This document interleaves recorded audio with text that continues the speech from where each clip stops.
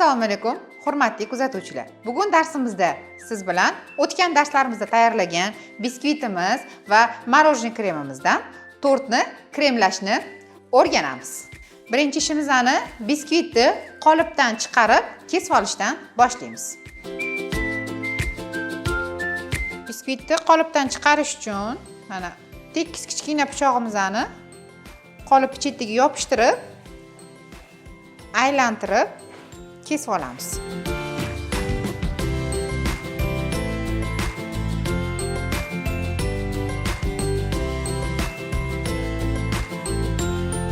Juda ham mayin bo'lib pishgan.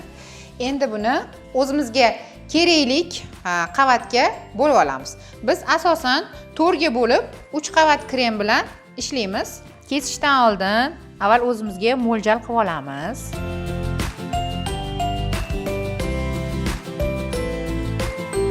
Va mana bunaqa arrali pichoqda sekin-sekin tortimizni aralab bo'lib olamiz. E'tibor berayotgan bo'lsanglar, mana birinchi ustini kesib chiqyapman ozgina-ozginadan. Va hammasini kesgandan keyin sekin shu chiziq bo'ylab kesib olamiz. Shunda tortingiz tekis bo'linadi. Tortimizning oxirgi holati tekis chiqishida mana shu tekis kesishimiz ham ancha katta rol o'ynaydi.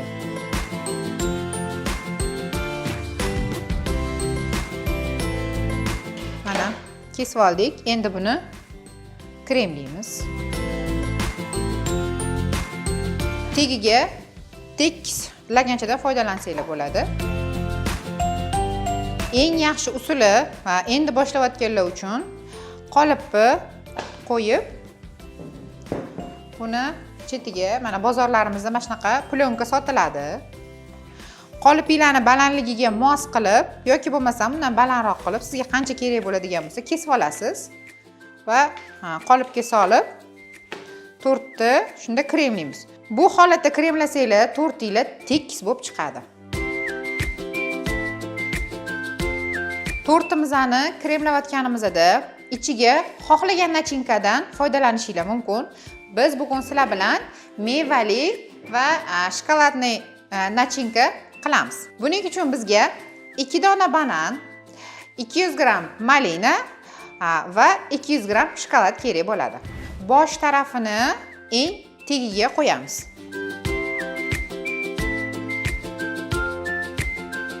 Va albatta sirop qo'yishni unutmanglar. Bu shirin suv. Oddiy qaynagan suvga shakar solib tayyorlangan.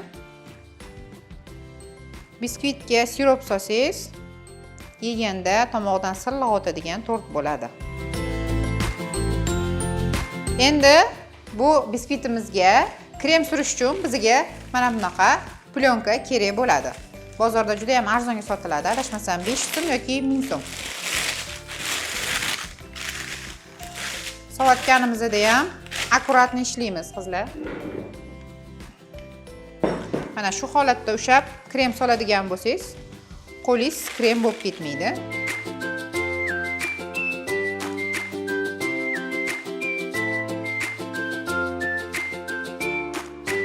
Va orqasini burab qo'limizga ushashga udobniy qilib olamiz. Kremimizni surishni boshlaymiz.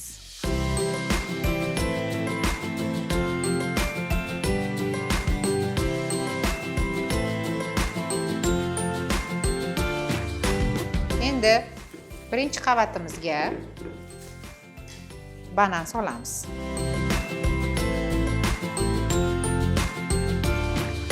Bananni iloji boricha qorayib ketmasligi uchun oldindan archib to'g'rab qo'ymanglar.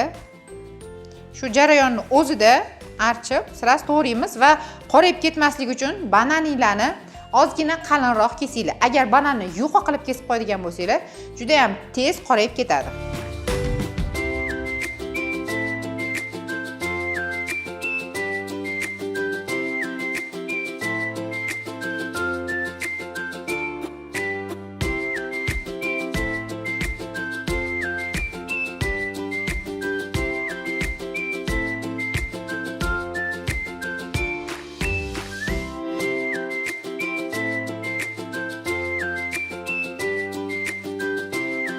bananni ustini krem bilan qoplaymiz.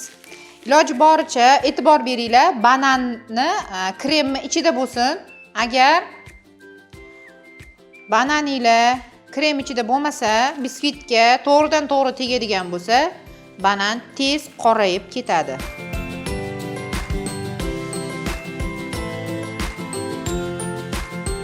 Bananlarni yopib chiqdik. Endi keyingi qavatini qo'yamiz.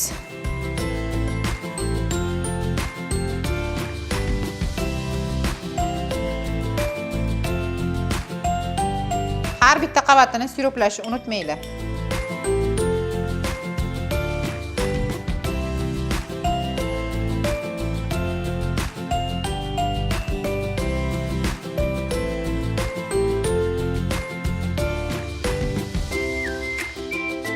Endi ikkinchi qavatiga malinani sovolamiz.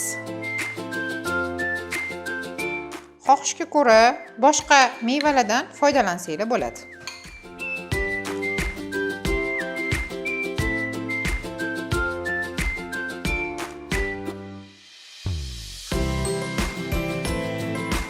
Mana malinani sovoldik. Endi ustidan yana bir qavat krem surib chiqamiz.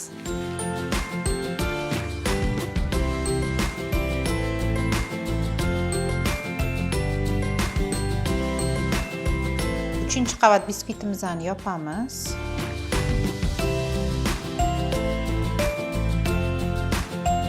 Siroplaymiz.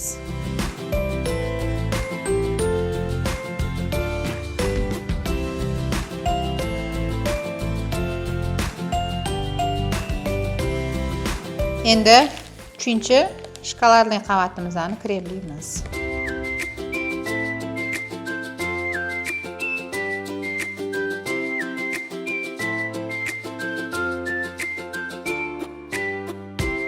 Shokoladimizni sovolamiz. Bu hamma yaxshi ko'radigan belgiyskiy молочный shokolad.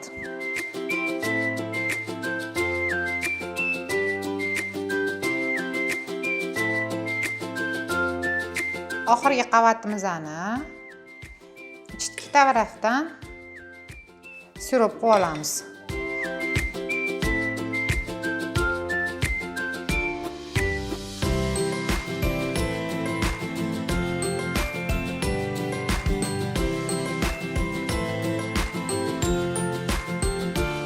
Endi ustidan ozgina bosib yuborishni unutmanglar. Orasidagi ortiqcha havolar chiqib ketishi kerak. Bo'lmasam bezatganingizda ustidagi qavati xunuk bo'lib qoladi. Mana azizlar, bugun darsimizda tortimizni kremlashni o'rgandik. Endi bu tortimizni muzxonaga -18-20 gradusdagi muzxonamizga kamida 6 soat muzlatishga jo'natamiz. Bizni kuzatishda davom eting.